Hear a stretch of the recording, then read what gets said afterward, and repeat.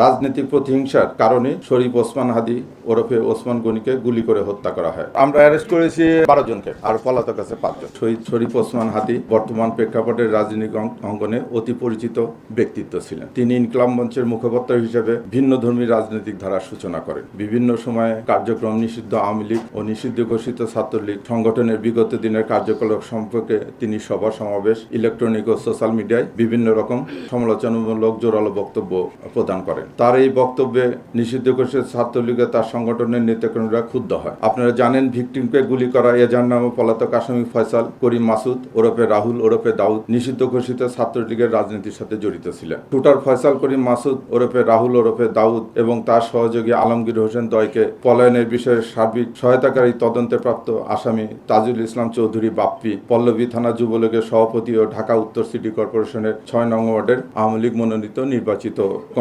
Councillor ছিলেন। কাজে আসামিদের রাজনৈতিক পরিচয়, ভিকটিমের পূর্ববর্তী বিভিন্ন রাজনৈতিক বক্তব্য থেকে তদন্তে প্রকাশ পায় যে রাজনৈতিক প্রতিহিংসার কারণে শরীফ ওসমান হাদি ওরফে ওসমান গনিকে গুলি করে হত্যা করা হয়। সার্বিক তদন্ত সাক্ষ্য প্রমাণে ধৃত আসামিদের স্বীকারোক্তিমূলক জবানবন্দি ফৌজদারি কার্যবিধির 164 ধারায় রেকর্ড করা হয়। বিভিন্ন স্থান থেকে প্রাপ্ত সিসিটিভি ফুটেজ পর্যালোচনা করা হয়। অস্ত্রগুলির ফরেন্সিক পরীক্ষার মতামত, মোবাইল ডিভাইস ও অন্যান্য ইলেকট্রনিক ডিভাইসের ফরেন্সিক পরীক্ষার রিপোর্ট অনুসারে আসামিদের সম্পৃক্ততা তদন্তগুলো প্রমাণিত হয় এজাহার নামীয় পলাতক আসামি ফয়সাল করিম মাসুদ ওরফে রাহুল ওরফে দাউদ এবং তদন্তপ্রাপ্ত আলমগীর, তাজুল ইসলাম চৌধুরী বাপ্পি, ফিলিপস খান, মুক্তি মাহমুদ সহ মোট 17 জনের বিরুদ্ধে পেনাল কোডের 120 বি, 302, 201, 109 এবং 34 ধারায় অপরাধ প্রাথমিকভাবে প্রমাণিত হয়ে উল্লেখিত আসামিদের বিরুদ্ধে বর্ণিত ধারায় অভিযোগপত্র আজকে দাখিল করা হয়েছে। ভবিষ্যতে এই মামলা সংক্রান্তে আরও কোনো তথ্য প্রমাণাদি বা কারো সংশ্লিষ্টতার প্রমাণ পাওয়া গেলে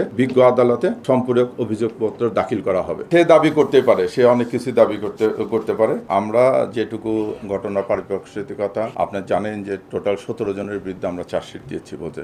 এই 17 জনকে জিজ্ঞাসাবাদ করে তাদের তথ্য প্রমাণ এটা তদন্ত করে আমরা যেটা পেয়েছি আমরা সেই অবস্থানে আছি। উনি পলাতক, আমাদের নিকট উনি পলাতক না, এটা জানলে তো আমি ধরে নিয়ে আসতাম। আমরা অ্যারেস্ট করেছি 12 জনকে, আর পলাতক আছে 5 জন। পলাতক 5 জনের ভিতরে আছে আপনার ফয়সাল করিম মাসুদ আছে, তারপরে আলমগীর শেখ, তারপরে বাপ্পি, ফিলিপ, আর একটা হচ্ছে জেসমিন, ওর বোন, ফয়সালের বোন জামাই, তারপরে যে বাপ্পি ওয়ার্ড কমিশনার, ফিলিপ। আমরা তো বলেছি যে একজন ওয়ার্ড কমিশনারের ছিল, এটা আমরা করে গিয়েছি। তার সংশ্লিষ্টতা আছে। তাজুল ইসলাম বাপ্পি। তবে আমরা মোটামুটি নিশ্চিত হয়েছি যে প্রাথমিকভাবে যেটা জানা গেছে যে তারাও ভিডিও বার্তাটা ঠিক আছে, কিন্তু অবস্থানটা ইয়েতে না। ব্যালিস্টিক রিপোর্ট পজিটিভ এসেছে। ওটা পজিটিভ এসেছে। যে সমস্ত ভিডিও ফুটেজ হয়েছে ওটা যে অরিজিনাল ছবি, এটাও পজিটিভ এসেছে। এই রিপোর্টগুলো আমরা হাতে পাওয়ার পরে আমরা চাচ্ছি। ছোট বোন মাইনুর তার সঙ্গে গিয়েছিল, ওই বান্ধবীর ছোট বোন। এটা আমরা এটা আদালতে গিয়েছে, বিচার কার্য শুরু হলে পরবর্তী কার্যক্রম অবশ্যই গ্রহণ করা হবে। আইনগত যে ব্যবস্থা আছে সমস্ত ব্যবস্থা নেওয়া হবে। এখন এটা তো আমরা একটা রাষ্ট্রের নিয়ে আমরা বলতে চাচ্ছি না। আমরা আমাদের তদন্তে যেটুকু পেয়েছি সেটুকু নিয়ে আমরা ওসমান হাদি একটা নতুন ধারার রাজনীতি শুরু করছিল। সেই তার বক্তৃতা সেবানের মাধ্যমে এই পতিত সরকারের বা নিষিদ্ধ ঘোষিত ছাত্রলীগ বা কার্যক্রম নিষিদ্ধ আওয়ামী লীগের বিভিন্ন সমালোচনামূলক বক্তব্য দিচ্ছিল। তারপরে তারা ক্ষুব্ধ হয়েছে। যদি আসামি অ্যারেস্ট বা আসামি নিয়ে আসার পর বা যে কোনো তথ্য প্রমাণ পেলে এটা পরিপূরক অভিযোগপত্র দাখিলের আছে, আমরা এটা করব।